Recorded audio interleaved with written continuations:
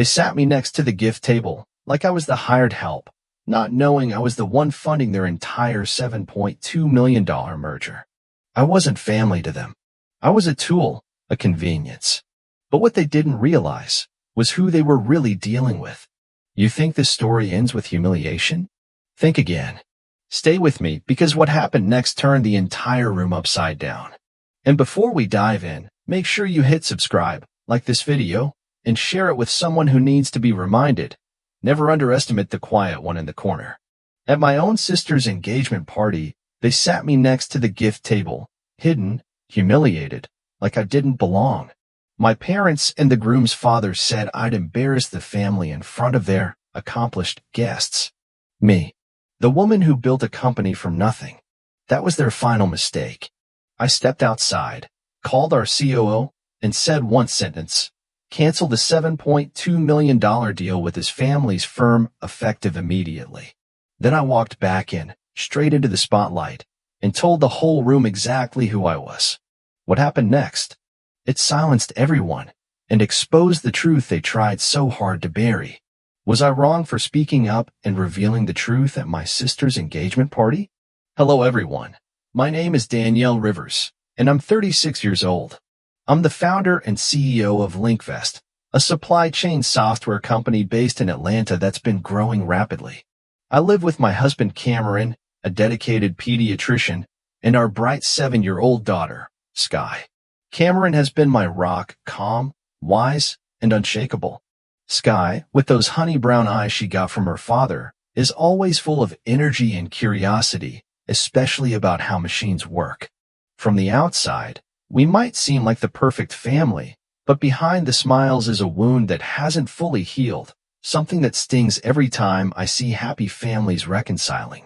I once had a full family, too, a mother, a father, and a younger sister, but that bond shattered 3 months ago at her engagement party. Let me take you back to where it all began, 4 months earlier. I remember it vividly. I was curled up on our couch watching the Falcons take on the Saints. Cameron was in the kitchen prepping dinner, and Sky was doing her spelling homework nearby. Then my phone buzzed with a call from my sister Alicia. After a second's hesitation, I picked up. "Danielle, I'm planning my engagement party for next month," Alicia said, sounding more giddy than I'd heard her in years. "You and the family have to come." I felt my stomach turn. Keeping my tone neutral, I asked, "When and where?" "The 12th of next month at Lakeshore Pavilion. I'll send you the time and location. Please be on time." I mumbled something about checking my schedule and hung up. The truth is, I didn't want to go. I've never enjoyed family gatherings. I'm always the outsider, the overlooked one. Later that night, after Sky had gone to bed, I told Cameron about the call. He listened without interrupting, poured me a glass of red wine, and gave me space to let it all out. After I was done, he looked me straight in the eye and said, "You should go. She's still your sister. If you don't show up, it'll just give them another excuse to point fingers." I felt my chest tighten. He was right. In a shaky voice, I whispered, "I'll think about it." Cameron gave my hand a squeeze and said softly, "Sometimes facing the past is the only way to move forward." A month later, the day of Alicia's engagement party arrived. I wore a custom royal blue suit designed by a friend in Brooklyn. Cameron looked sharp in his deep gray jacket. Sky had picked out her own outfit, a sparkly lavender dress with matching shoes and a ribbon in her puff. As I knelt in front of her, I asked gently, "Sweetheart, do you remember Grandma and Grandpa?" Sky frowned slightly. "Not really. They never come to my birthday parties, right?" That stung, but I nodded. "That's them. But we'll see them today. They're still family." I hoped, deeply hoped, that things would be different this time. We arrived at Lakeshore Pavilion after the event had already started. Heads turned the moment we walked in. I could hear the whispers as we passed through the main corridor. "Is that Danielle Rivers?" I thought she cut ties with the family. I felt Sky's small hand tighten around mine. I bent down, smiled at her, and whispered, "It's okay. Baby, I've got you." We made our way toward the bar, where I saw my parents standing with some of their old friends. My father, Clinton Rivers, looked older and more worn down than I remembered. My mother, Elaine, was as poised and cold as ever. When Clinton saw me, his face barely moved. Elaine didn't even acknowledge me. Still, I led my family forward with a smile. Dad, Mom, it's been a while. My father responded with just one word, Danielle. Elaine looked at Cameron and Sky and gave a tight-lipped smile.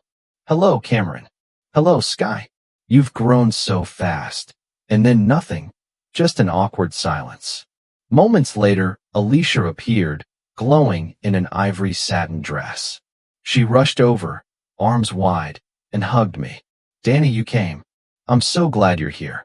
I gave her a polite smile. Congratulations. Just then, a tall, broad man in a navy suit approached.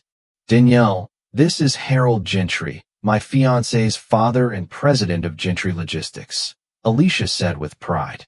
Harold scanned me from head to toe, his eyes dripping with judgment.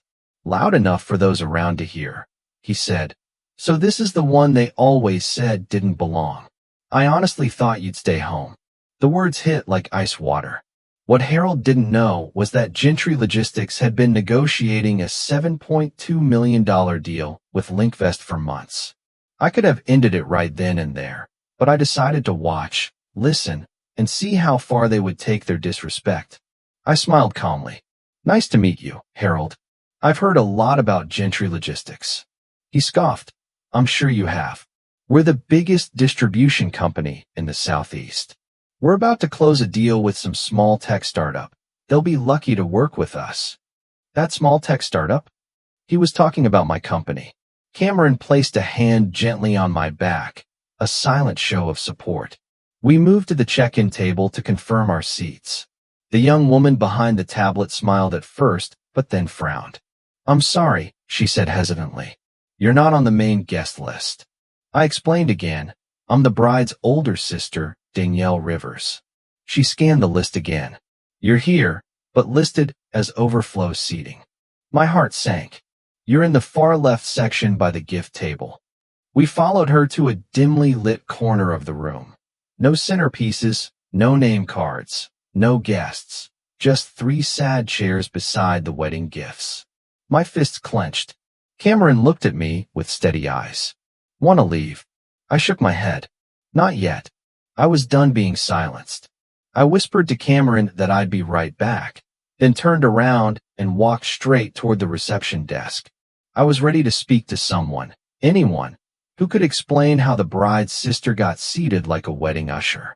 But before I could open my mouth, I saw them approaching. Clinton, Elaine, and Harold Gentry. My father reached me first, his mouth already curled in a frown. What do you think you're doing? He snapped in a low, angry voice. Trying to cause a scene on your sister's big day? Trying to stay calm, I answered. I just want to know why we were seated away from everyone else, near the gift table. Clinton leaned in with a cold stare and said through clenched teeth, because if you sit in that hall, you'll embarrass us. My chest tightened. The man I once looked up to, my father, had no problem saying he was ashamed of me out loud in public. Elaine stepped forward, her voice sharp and almost a whisper. Just sit down and stay invisible. That's what you're good at. I didn't even have time to react before Harold added his own insult. This party is for people who matter, for successful families, not for whatever you are. That did it. Their words weren't just cruel. They were designed to humiliate me, not quietly, not privately, but in front of staff, family, and important guests. I walked away before I said something I'd regret. When I got back to the table, Cameron was still gently explaining to Sky why we were sitting so far from the others. He looked up when I returned and asked softly, what happened? I recounted the conversation. Cameron's face darkened as I spoke. We should leave, he said flatly. Sky doesn't deserve this. But I shook my head. No, I've got a better idea. I pulled out my phone, found Malik Johnson's number, my COO, the man who had helped me build Linkvest from scratch, and hit call. Danielle, what's wrong? Malik answered on the second ring in a calm, clear voice. I said, cancel the Gentry Logistics deal, effective immediately. I'm not doing business with people who treat me like a delivery girl at their family event. He was silent for a beat, Danielle, we're one step away from finalizing this deal. It's worth $7.2 million. What happened? I cut him off quickly. I'm at Alicia's engagement party. The groom's father is Harold Gentry. They sat me and my family near the gift table, away from everyone on purpose. Another pause. Oh my God, Malik muttered. I didn't even know they were related. But maybe we can separate personal issues from business. I didn't hesitate. No, I don't deal with people who see others as beneath them. Please notify their team and prepare the cancellation documents. I'll follow up later. I ended the call and felt a strange relief wash over me. I turned to Cameron and Sky. Straighten up your clothes. We're walking into that party. Cameron narrowed his eyes slightly. What are you planning? Nothing, I said. Just showing up. We stood, adjusted our clothes, and made our way back into the main banquet area. Sky walked confidently between us. Heads turned. Guest whispered. Alicia and her fiancé, Maurice, stood talking to some guests. Alicia saw us first. Her smile faltered. Then Harold noticed and quickly stormed over, his voice low and aggressive. You were assigned seating already. Why are you here? I met his eyes calmly. Yes, we were placed next to the gift table like staff, but I'm the bride's older sister. I belong here. His face reddened. If you don't go back to your seat, I'll call security. I smiled. Do it. Let's see how well it plays in the press when you throw the bride's sister out of the party. He clenched his jaw and stepped back. Maurice and Alicia walked over, confused. Danielle, what's going on? Alicia asked. Do you know where we were seated? Maurice looked caught off guard. I'm not sure. I stared at my sister. Do you know, Alicia? Her smile twitched. I told them to put you somewhere quiet, she stammered. I thought you might prefer private space for your little family. Right then, Alicia motioned to one of the staff. Can you bring over whoever handled the seating chart? The young woman from earlier returned, her cheeks flushed with guilt. We placed them next to the gift table based on the instructions of Mr. Clinton, Mrs. Elaine, and Mr. Harold. Alicia's mouth fell open. She turned to Harold, her eyes blazing. Dad, I didn't ask you to do that. Harold fumbled. Sweetheart, it's about the image of the family. No, Alicia said sharply. You humiliated my sister. This was never about family, it was about control. I looked at her, surprised. Then she turned to me and whispered, Danielle, I didn't know. I swear. I gave her a small smile. It's okay, but you're not the one who needs to apologize. At that moment, Clinton and Elaine appeared, sensing the shift. Alicia faced them directly. Why did you do that to her? She's your daughter. Caught off guard by their own child, Clinton and Elaine stumbled. Elaine finally muttered, we did what was best for the atmosphere. Danielle doesn't exactly fit in. I felt my heart crack again, not because of the insult, but because I realized my mother still believed it. Maurice tried to speak, but Alicia held up her hand. I'm sorry. She told me this shouldn't have happened. I nodded. It's not your fault. Then I turned and looked directly at my sister's fiancé, my parents, and Harold. I don't need your validation. I never did. Just as I turned to walk away, Alicia called after me. Wait, Danielle, please don't leave yet. I paused. A man in a fitted charcoal suit had just walked up, clearly drawn in by the tension. His voice cut into the moment. Harold, is there a problem? No, just a little misunderstanding. But the man wasn't convinced. He turned to me and asked, You're Danielle Rivers, right? CEO of Linkvest. Harold froze. His head snapped toward me, eyes widening in disbelief. The CEO of Linkvest? He repeated, like the words were poison in his mouth. I nodded calmly. That's right. I'm the founder and CEO of Linkvest. For a moment, Harold looked like the ground had dropped beneath him. He had no idea that the same small tech company his logistics firm was about to partner with was run by the woman he had just publicly insulted. He scrambled for control, laughing dryly. You mean you're the CEO of Linkvest? The one negotiating with us? That can't be. Your own family doesn't even respect you. At that moment, Cameron gently squeezed my hand, reminding me to stay composed. But Harold wasn't done. Or did you eavesdrop on the contract details and decide to impersonate someone just to make a point? The entire room seemed to freeze. I took a breath and then said calmly, "Feel free to call Marcia Green, your company's COO. She'll confirm everything." Harold, now visibly nervous, took out his phone and made the call. The guests around us watched in silence. After a few hushed words, he ended the call with a pale face. "I hope he won't let personal misunderstandings get in the way of business. We value LinkVest." I met his eyes and said, "We already canceled the deal. Your values don't match ours." It was then that Alicia, with her makeup slightly smudged from frustration, turned to me and said, "Danielle, again, I'm so sorry. I really didn't know." I gave her a tired smile. "It's okay, but you saw it now. You saw everything for yourself." Clinton and Elaine approached, their faces stiff with shame and suppressed fury. Alicia faced them directly. "Why?" she demanded. "Why did you do this?" "Danielle is your daughter." Caught off guard by their own child, Clinton and Elaine stumbled. Elaine finally muttered, "We just wanted everything to look perfect. Danielle doesn't blend well with this kind of environment." That line hit harder than any slap. I wasn't welcome not because I had done something wrong, but because I didn't look right for their curated version of success. I turned to Alicia's fiancé, Maurice, who had remained awkwardly silent the entire time. He finally whispered, "I didn't know they'd do that."